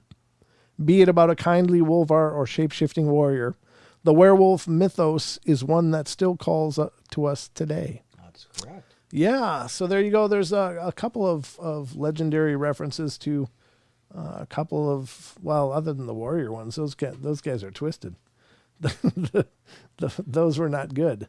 I don't know. Eating newborns, that's just not right. Yeah, that's not something on my top 10 of things to do. I don't care who you are. That's not right. All right, so we're going to go into, where are we at now? 28. Oh, yeah, I wanted to read, not this one, but this one. Here we go. This is another one. This is from our very own Brent Swanson. Mr. Swanson makes another appearance on the portal. And this is from October 19th, 2019. This is from his archives. But this is the Not Quite Bigfoot, the Strange Tale of the Tuttle Bottoms Monster. And this is found on mysteriousuniverse.org. Again, both Brent Swanson and mysteriousuniverse.org are both excellent sources for amazing articles and information on the paranormal, the Fortean, and other weirdness. So if you're looking for a great source of some really amazing information, then definitely check them out. I go there regularly. I think it's amazing stuff. So let's see. This is Not Quite Bigfoot, the Strange Tale of the Tuttle Bottoms Monster. First of all, Don, did you have anything you wanted to read, or are you good? No, I'm enjoying this tonight. Okay. I'm sitting back trying to remember how to breathe. Oh, yeah, just generally inhale every once in a while. Yeah. And then relax. Well, if you relax, it just kind of comes out, I think. It just kind of comes out. Yeah. That's what I do anyway. Yeah, that's what happens when you hit 50. I just suck air. I just got to suck air every once in a while, then I relax, and I need to suck air again. Yeah, Brent Swanson is very prolific. Yeah, he's incredible. He's a great writer. All of his work is so well researched, and that really is. I'm trying to get him on the show to interview him because I don't know. He doesn't do a lot of interviews and stuff, but I think he said he will. But I just want to ask him a lot about how does he do what he does, because he finds some of the most obscure, amazing information. I've researched many of the same topics that he covers in his articles, and I still walk away from his articles learning so much more than I ever would have on my own. I don't know how he finds what he finds, but he's just got some resources. That guy can pull an article together. Always impressed. Remember, I mean, even when we started years ago, we started mentioning him, and it was like, we got to where we could tell which articles were Brent Swanson. Yeah, we could. It'd be like, hey, I got this. Okay, sorry. So we read it, and it's like, wow, that's really cool. Who was that? And then his name started popping up more and more. It's like, wait a minute, I bet you I know who wrote that. Yeah. As soon as you read the article, even without looking, you'd know it was Brent Swanson's work. That's right. So this is the Tuttle Bottoms Monster. It says, by far the most famous and popular unexplained creature in the world of cryptozoology. By the way, if you want to follow Brent Swanson's work, not only on mysteriousuniverse.org, but check out Dark League Paranormal, his group on Facebook. It's a great group, great discussions. He's constantly posting his articles and work up there too, and it's wonderful work, wonderful community, great people. So I'd recommend it. And, he's a great guy. But I better just start. I'll just start over. It's going to take 20 minutes to read this. By far the most famous and popular unexplained creature in the world of cryptozoology is Bigfoot, and the various permutations it takes across the world. Hairy ape-like beasts have become a staple of unexplained mystery monster reports, and it has raised all manner of discussion and debate as to what it could all entail. On occasion, there will appear cases that seem ostensibly to fit into the mold of Bigfoot-like creature, but which will harbor just enough bizarre differences to set it apart. And one of these is certainly that of an otherworldly creature that appeared in the U.S. state of Illinois, and which has remained unexplained and difficult to categorize to this day.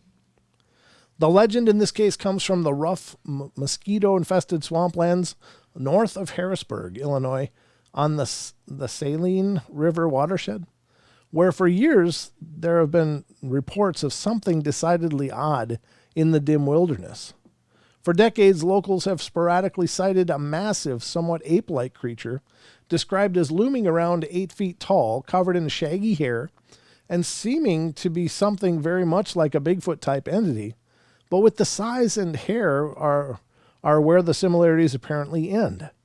In this case, the mysterious creature is said to alternatively travel about on 2 legs or 4 and has the rather distinguished feature of having a long, thin snout, most often compared to that of an anteater. It's also somewhat unique in its nonchalant attitude towards being spotted, often reportedly just casually going about his business without a care in the world, rather than fleeing into the woods. The creature has supposedly been seen dozens of times over the years, but perhaps the first reported run-in with what has come to be called the Tuttle Bottoms Monster was in a report in the August 6, 1963 edition of the Harrisburg Daily Register, which read in part, Saline County Sheriff James Thompson spent a busy night last night, starting at about 11 p.m. and ending at about 4:30 a.m. The sheriff said he ran across a youth at the Tuttle Bottoms at about 11 p.m. The young man was armed with a rifle and told Thompson that there was a monster loose in the bottoms. He said it was 8 feet long, 4 feet high, and had a nose like an anteater. The young man put his rifle in his car and left, and later Thompson ran across about a dozen boys armed with shotguns and other weapons, all looking for the monster in the bottoms. Their sheriff soon dispersed the boys and sent them all home. Oh, look at that. Yeah, that doesn't look like a Bigfoot. That's pretty curious. The creature would be seen far and wide in the region over the following decades, and it was said to especially have a knack for appearing at an area popular in the area as sort of a lover's lane, where teens went to awkwardly make out in their cars. One police officer would claim that he had come across a group of youths in his vicinity who seemed to be very spooked about something they had seen emerge from the woods. I'm sorry, did you say Utes? Youths. Utes. Youths. The teenager said it had been an 8-foot-tall monstrosity with a long snout like an anteater, which loitered around the area, freaking everyone out before shuffling off back into the gloomy woods. In another report, a man driving in his car down a dark, narrow road claimed that he had seen it loom across the road in front of him, staring at him with glowing or reflective eyes. Quite a few hunters reported encounters with the beasts as well, always describing the exact same thing. Wow. There were plenty of theories as to what it could be, such as that it was an escaped ape or anteater, or that it was even some sort of surviving prehistoric beast, or a government experiment. Another report in the Daily Register from 2010 talks about the creature and some of these ideas, reading, former Harrisburg Police Chief Gary Crabtree said in 1999, prior to his retirement, the department had received as many as 50 reports of some kind of beast lurking in the area northeast of Harrisburg in his 28 years in the department. Most reports regarded a hairy creature. Some had the creature on 2 legs and some on 4. Most described it as having a long, almost anteater-like snout. Virgil Smith, founder of the animal research organization Shadows of the Shawnee, has opened his own investigation into the monster and thinks he has a clue as to what it may be. Smith is hesitant to say much more without further evidence, but believes the creature is an actual animal released by the federal government, and that another such creature was reported in Massac County. It stood on 2 legs. It was hairy, close to swampy river areas. The couple had the animal walk up to them, Smith said. It was more a description of a primate. The animal was not scared of humans. Smith said a former employee of the U.S. Department of Agriculture confided to him that the department had launched an investigation into the Tuttle Bottoms monster. The man also told him a story about the origin of the Massac County creature. Smith believes that the origin could be the same as the fabled Tuttle Bottoms monster, and that it is a legitimate creature, not a monster out of myth. Smith believes the animals were released and likely have long since died. Smith is hoping to receive information from anyone who has had an encounter with the monster. What I'm looking for is older people, farmers who either had firsthand encounter with the or had firsthand reports. I'm not looking for headless horseman type reports, Smith said. This report is curious as Smith claims the creature was actually released by the federal government, which begs the question of why. Why would the government willingly release such a creature into this area? To what end? In the end, we're left with a rather bizarre case within the annals of cryptozoology. What was this thing, and did it ever really exist at all? It seems on the surface something very much like Bigfoot, yet with enough physical and behavioral differences to classify it as something else. Was this some sort of undiscovered species, an escaped exotic government experiment, or something else altogether? It seems we may never know, as the case of the Tuttle Bottoms monster remains a rather unique and obscure addition to the menagerie of wild creatures and monsters populating the field of cryptozoology. That's the article. Yeah. Huh. So, on a whim, I looked up giant anteaters. Yeah, I was kind of thinking that too. Okay, so giant anteaters. Is this thing on? Yeah, it is. Yeah, it is. Giant anteaters have long, distinctive snouts with a 2-foot-long tongue and no teeth. They may have diminished senses of hearing and sight, but they have highly developed senses of smell. Let's go on. Okay, size. The largest of the 4 anteater species, giant anteaters, reach 6 to 8 feet Wow. in length, including both nose and tail. Wow. They only weigh between 60 and 100 pounds. Oh, so they're very gaunt, huh? Yeah, they're very. However, it's nearly impossible to differentiate the adult male from the female using external anatomy only. No, it says external anatomy. But so it is long. It's 6 to 8 feet long, but it only weighs 60 to 100 pounds. So that's not going to be 4 foot wide. No. No, but is it some kind of offshoot of that? Maybe. Who knows? Maybe it's just a well-fed anteater. Yeah, right. Found just a lot of ants. Well-fed. Huh. It takes a lot of ants to feed something that big. Right. So It does. Who knows? It has some caloric needs, I'm sure. That's true. Well, it's an interesting story, though. I've never heard of it before. The Tuttle Bottoms monster. The big anteater looking thing. I don't know. It's just all there, folks. Let's see where we're at here, because I can do, what are we at? How many of these do we got? 25? Yeah, we could do this. I've got what remains of an article we've been kind of touching on for a few shows now. And we could probably tie it all up with a nice bow. There you go. Here on tonight's show. This is coming from Thought Catalog. It's 25 people tell haunting stories about the inhuman creatures they saw with their own eyes. And so the one I got here is, we're on number 10. It says, I came across Bigfoot deep in the forest. So let's see what it says. I was hiking up the Cascades in Oregon. That's not too far away. I was in a more remote area of the range on the 6th or 7th day on the trail. The hair on the back of my neck started standing up. That's not good. No, that's always a bad sign. I chalked it up as being a mountain lion in the area, but the weird thing was the uneasy feeling never left. That night when I heard the howling, it wasn't wolves or bears or any animal that I had ever heard. The closest thing I could relate it to was the noises of apes or monkeys make. This persisted for the next few nights. Eventually things started rummaging through my campsite. Naturally, I assumed it was a bear or maybe raccoons, but then on the 11th day, I woke up and my food bag was removed from the tree. I think I already read this one, but we're reading it again. Something had cut the line through. All of my food was gone, and I decided to keep pushing.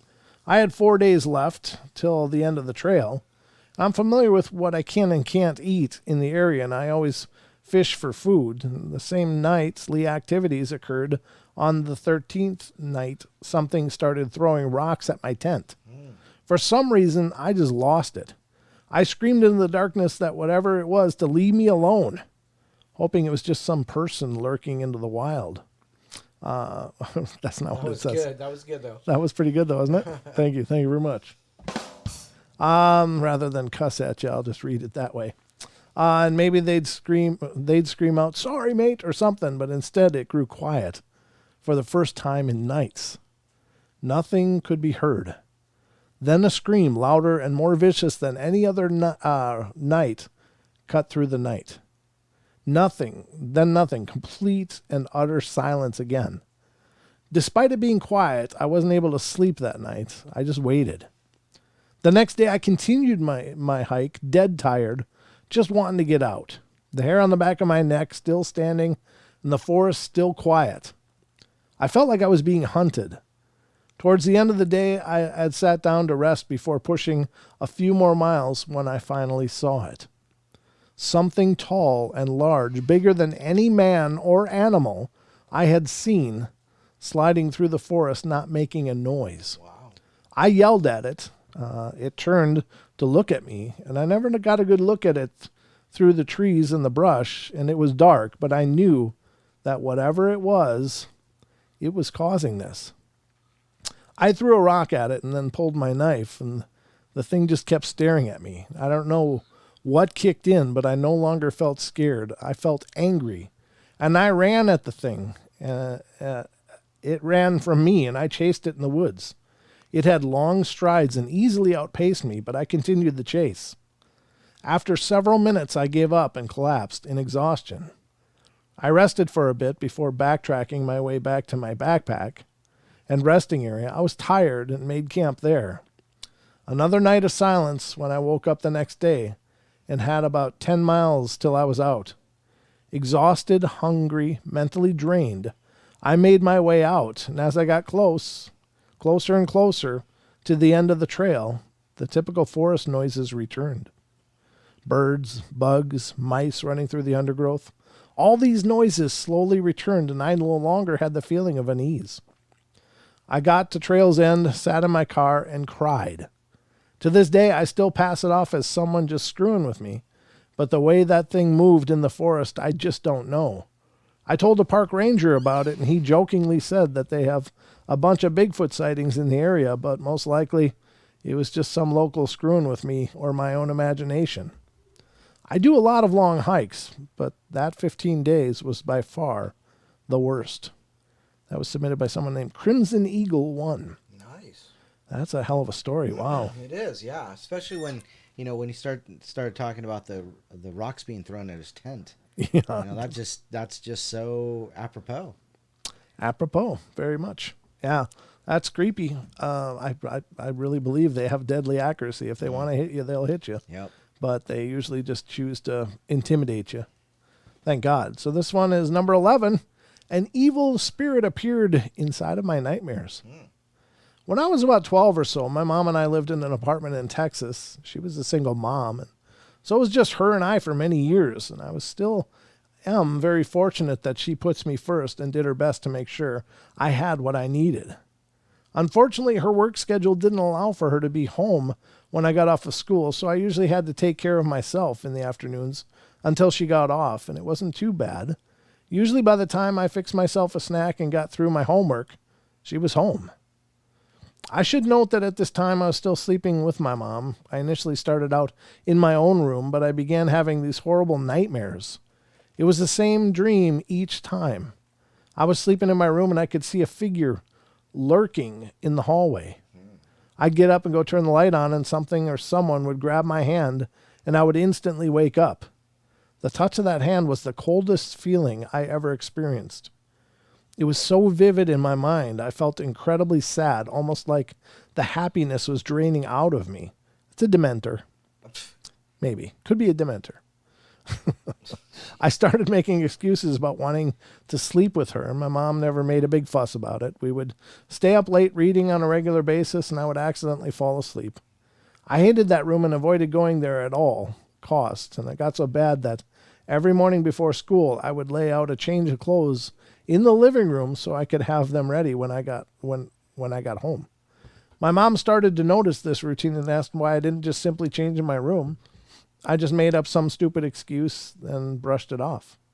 Kept my bedroom door shut at all times, and I would hurry past if I needed to use the restroom. The dreams seemed to stay away once I stayed in my mom's room. It had been so long that I started to forget about them, and one night my mom had already fallen asleep, but I was still nose deep in my latest library book. It was late, definitely past midnight, when I got an eerie feeling that I couldn't place, but I was instantly uncomfortable. I put my book down and noticed a lump under the covers towards the end of the bed. We had a cat at the time, but I knew it wasn't her because she hated anything on top of her. I stared at the lump and it started to move towards me. Wow. I froze. Every fiber in my body was screaming to move, but I was paralyzed with fear. I finally mustered a weak mom and nudged her, all while keeping an eye on the lump. Finally, my mom woke up, and as soon as she spoke, the covers went completely flat. Wow. Like a balloon whose air had been released, and I went into a crying fit and told my mom what had happened. She assured me I was just reading too much scary stuff before bed, and my eyes were playing tricks on me. Well, I convinced myself that she was right and went to sleep. One weekend I had a friend sleep over. My mom had made a big deal about preparing my room for my friend and thought that maybe since I wouldn't be alone, that wouldn't be an issue. We did the whole typical sleepover shenanigans, played with each other's hair.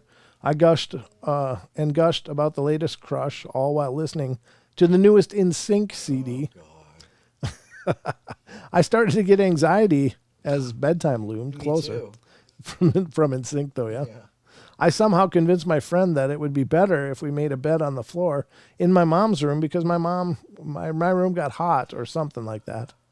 We quietly moved to my mom's room on the floor next to her bed and fell asleep. Sometime in the middle of the night, I woke up instantly and sat straight up.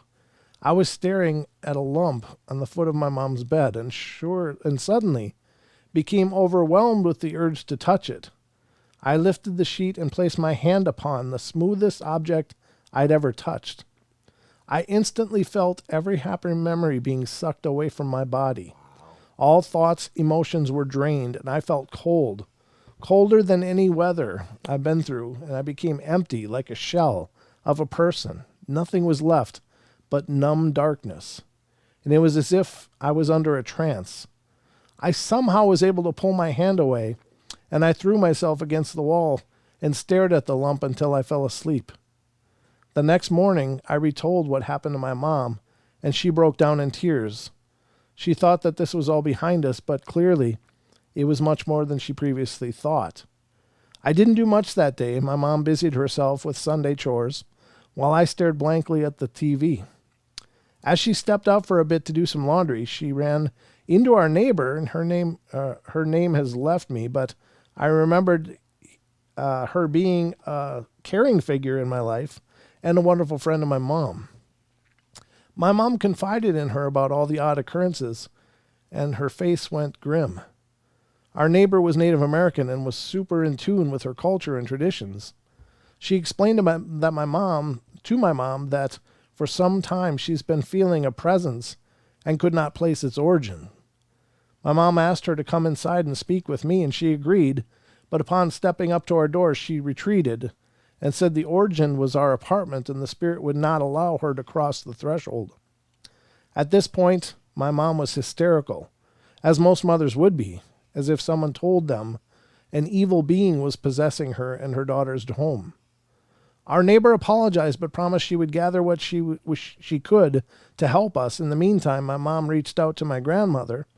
Not that things weren't already weird, but things got even weirder.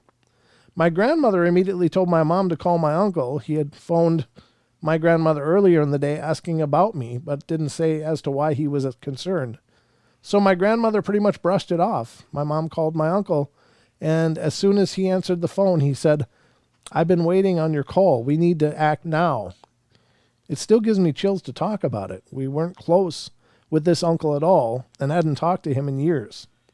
He told us that an evil spirit had possessed our home and he was going to help us get rid of it. He sent us a bottle of oil that was supposedly poured upon where Jesus was laid to rest. I feel as if that was a bit of BS, but whatever. It made it sound pretty legit. He instructed us to bless all doorways and entryways, and this meant every door, closet, and window. He gave us a prayer to repeat and told us to make the sign of the cross over each one. Our neighbor had also given us a dream catcher to place upon the bed frame the night we blessed our home. She made us swear to stay in our bedroom that night and not emerge until morning. My mom and I quickly blessed the house and both passed out of exhaustion. That night was the first night I had slept soundly since we moved in. My mom, however, laid awake the entire night. Whatever we did pissed off the spirit. She said she held me tight and put her back towards the window, as someone or something howled, crying the entire night. It was terrifying screams, as if the realization had sunk in that we had shut the spirit out, and it was no longer welcome. She said that night was the longest night of her life. Wow. To this day, I have no clue what I experienced. If my mom hadn't gone through it with me, I probably would have thought I was crazy. Seeing it laid out through the text definitely makes it insane and completely unreal. Wow. Mimosas made me do it. I bet. That's who wrote that story. We have a phone call. We have a phone call. No, we don't. We did. Oh, somebody hung up? Yeah, they were on there for 6 minutes. And then they gave up? And then they gave up. Well, if you want to call back. We're here. I'm through that story. I'll give you a minute or two. If you want to call back and get on the show, you can do so. Yeah, that's just creepy, though. You know, you wake up and you got a lump in your bed that you just can't, can't explain. Uh-huh. And then mom wakes up and it's gone. Yeah. And then they do the blessing, and then they do the there's our call. Okay. All right, and this is area code 707. You're on the air. Hey, Hello. there you are. Here we are. Can you hear me? We can hear you. Who are we talking How's it going, to? Brent? Hi. Yeah, this is Mike, Staghead Logging. Oh, hey, Mike. How you doing, brother? Good. You know, I just got to thinking. I thought about calling you tonight, and I think, Brent, it was about a year ago this month I called you last. Yeah, that'd be about right. Yeah, we did the podcast, didn't we? Yeah. That's right. Yeah. I was working over at Stewart's Point, California then. Now I'm running a logging company over here at it's in between Healdsburg, California and the coast. Oh, very cool. How's that going? Good? Yeah. It's going good. We're kind of in between logging right now, and we're doing tree jobs all over the glass fire that just happened in the Wahlberg fire, and just trying to help these people that burned up. Oh, yeah. Get their trees cleaned up, Right. But, yeah. Boy, since I talked to you last, you wouldn't believe what's going on. We'd love to hear it. So through Facebook, and then just being who I am and the person that I am and being a logger and talking to the guys that I work with, if you talk to them right, they start bringing up stories. Okay. And over the last year, I've decided that I was going to do just logger stories. Oh. And I'm trying to go paranormal, anything I can, Sasquatch, and I'm trying to get the loggers to come out with their stories, and we'll see what happens. Oh, very cool. Very cool. Wow. I haven't seen anywhere out there where it's just, everybody talks about, nobody wants loggers to talk about what's going on, because especially with Sasquatch, because it's going to shut the industry down. Mm. Well, I don't think it's going to make a difference. And there's loggers out there that have stories to tell. No, I think that's good. I think there's, you guys that are out there, you're out there all the time. It's not just seasonally. It's not just, a weekend or two here and there. You guys are basically living out there. So if there's things going on in the woods, if a logger told me about it, I'd definitely believe it right away. Yeah. Well, I tell you, I got, the fellow that I'm working with, told me a story about the ranch that I'm actually currently camping on. Mm. Oh. And I'm out here right now, as a matter of fact. But I'll tell you, last summer, he and his wife, we got the bullshit, and then he says, "Hey, I'll come out to the camp and bring you a pizza and some beer." Uh-huh. And so we were out there drinking beer and eating pizza, and we weren't, shit-faced or anything. Excuse the language. Yeah, please. And we're just sitting there BSing, but his wife, she was kind of getting a little bit tipsy, and we were talking Sasquatch and everything else, and she got to whooping. And she was really just going at it, and she stopped finally, and he had asked her, just stop doing that, And it was probably 30 seconds, and it was a calm night, and up probably, I don't know, 50 yards from the trailer, a tree snapped and hit the ground. Oh, yeah, that's a. And we all looked at each other, and it was time to bail it up, and they went home, and I locked the door in the trailer, and I went to bed. Yep. Did you have any more experiences after that? We had just weird things, so far. Nothing that I can confirm. Just maybe a knock here and there. Okay. You're always out there, especially when you're out there by yourself cutting timber. Yeah. You'll be, just finishing up your face cut, and in between saw revs on your trigger, and something will catch your attention, and you'll kind of look around and, well, okay, that was nothing. And you'll just go back into lay into your back cut and go back to work, and Wow. maybe once in a while your saw gas might not be in the same place you thought it was when you left it, 10 trees ago. Sure. Things like that, just oddball stuff, and that's what some of the guys are talking to me about.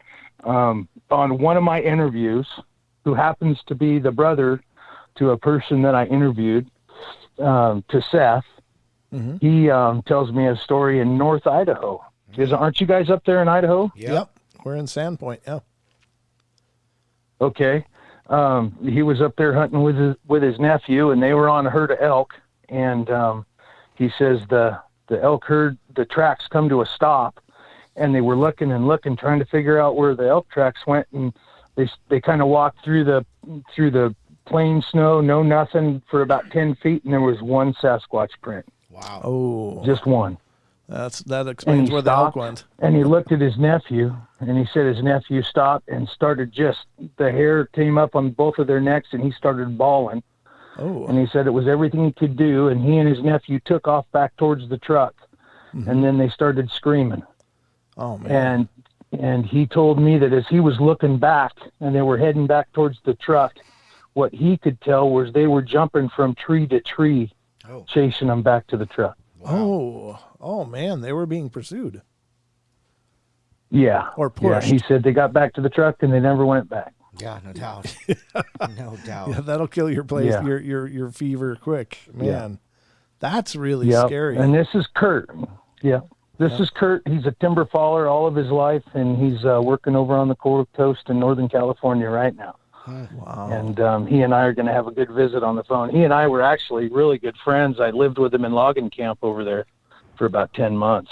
And I got some other guys over there that told me some stuff. So I'm working on getting it all put together. But between working and trying to figure out all this YouTube stuff and trying to do all the video and audio and putting it all together and cutting it, man, I tell you what, there's a lot to it. There is. There is a lot to it. Yeah. I mean, we do the live streaming mostly, so it's not as intensive as doing the pre-recorded stuff and having to edit it all together.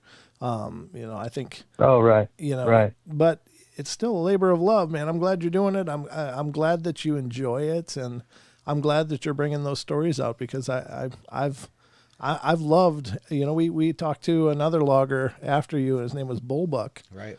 That was the name he wanted to go by, and great guy. And he Oh, well, that's kind of cool. Yeah, he had that's my job title, as a matter of fact. really, yeah. He was retired, but he brought us on a amazing journey of his experiences, and there's some real incredible experiences he's seen, and some feats of strength you wouldn't believe. It's just like, oh my God. So That's amazing. right. Oh my gosh. Is that on the podcast already? Yeah. That's been out there for a while now, but it's this season though, right, Don? Oh, I have to go find it. It's in season 2. It's Bullbuck, I'm sure. Let me find it. I'll look into it. Don will get you the title for it, but that was a great episode, and it was Right on. I got to check it a out. lot of fun. A lot of fun to talk to him, and I'd love to talk to more of you guys. You guys have a unique experience in the forests, and like I said, if anybody's going to experience stuff in the forest, it's going to be you guys that are living out there working in the rough. Yeah, 10-4. Yeah, that's right. But That's right. Well, we're it's just, not everybody's paying attention, There's a lot of guys out here that are just stubborn, and they don't want to, and if they have seen anything, they won't tell you, and they'll just keep on faking it. Yeah. So Bullbuck was season 2, episode 31. It says the title was, the title may have changed, but it's season 2, episode 31, Bullbuck from Oregon. okay. Oh, perfect. That's funny. I'm from Oregon. That's cool. Yeah, you maybe know each other. All right, I I got it written down. All right, brother. Well, you never know. I might. That's fine. Yeah. Hey, you guys take care. And I know you're about over for the night. So you guys be good and we'll talk to you soon. All right, Mike. Thanks for calling and checking in. It's good to hear from you, brother. Okay. You too. You guys take care now. Take care. Excellent. Yeah, cool. That's really cool. You know, if I could just get my cousins to talk, you know, over on the coast, they're out on the peninsula, Olympic Peninsula. Okay. And they one of them just retired. He's like 75. He retired at 75. He was out there still, you know, throwing line and falling trees and climbing. He was one of the fastest climbers because they did like the loggers play day thing every year. Oh, sure, yeah. And he could climb 100-foot tree in no time. Wow. Up it, you know, just awesome. Yeah, those guys are very good at what they do. I've seen those guys that do like the residential stuff, right? Right. They'll put on the harness and they'll be bouncing through the branches and stuff. Like they look like a bunch of orangutans up there. You know, Russian chupacabras.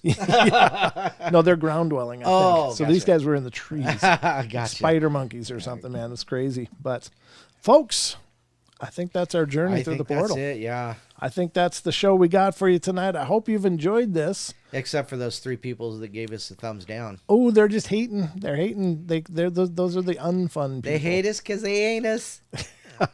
I said ain't us. Brent and Don, this is a great show. Thanks, Portal family. Have a great night. Thank you, Titan. We appreciate it. And thank you to all of you. Love and positivity to you. Naysay, good to see you, brother. Justin Good Earth, great show. Thank you, guys. And Happy Girl. Wow, Sister Bear. Did know. Ruthie, good to see you. Great call too. Yeah, it was. That was nice to hear from Mike. Again, he was a guest on our show as well. So that was, when was that? Last year, right? Yeah, about a year ago. He said, right? Yeah, about a year ago. The end of season 1, somewhere in there, or maybe the beginning of season 2. No, it'd be the end of towards the end of season 1 on the podcast. So, great time, great discussion. We had a great time. Thank you, Lunatic Fringe. Appreciate it a bunch. And Princess, good to see you. And Drake and Digger Dog. And wow, we got a whole bunch of you in here. So thank you guys for being here tonight with us. Please, if you're not already subscribed, please get subscribed and become part of the family. We do these 2-hour shows on Wednesday, Friday, and Saturday. So I hope you will become part of the family. And then on Thursday and Sunday, I do the 1-hour night terrors. So I hope you'll check it out. Would love to catch up with you guys. So I'll be back tomorrow night. Don, you'll be back on Saturday? That's probably the plan so far, yeah. Okay. So we'll keep going. I hope you guys will keep tuning in. Love you all. Don, anything in closing? No. Teespring. Other than Teespring, no. So check the description if you want to get some Portal gear and help support the show. It means a bunch to us. Those of you that want the t-shirts, we'll get those out as soon as we can. It's a slow process, but remember, you're getting what you paid for. You won them, so that means you didn't pay anything. And we're getting them to you as quickly as we can. So keep an eye out for those. Aussie, you might get yours by Christmas. We'll see how this works. We'll see how it works, yeah. But happy birthday tomorrow. Yes. And to Aussie, it's his birthday tomorrow, Aussie Tiger. And other than that, I got nothing else. So love you all. Be good, be kind, be nice. Take care of each other. Help each other out. Find the magic in every day. And remember to laugh as much as you can. And that's all, folks. This is a wrap. Good night. Good night.